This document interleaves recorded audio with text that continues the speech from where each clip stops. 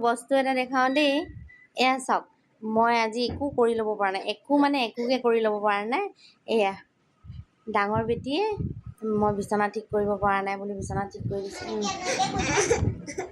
thank U দেই বেটী বিচনা ঠিক কৰি দিলে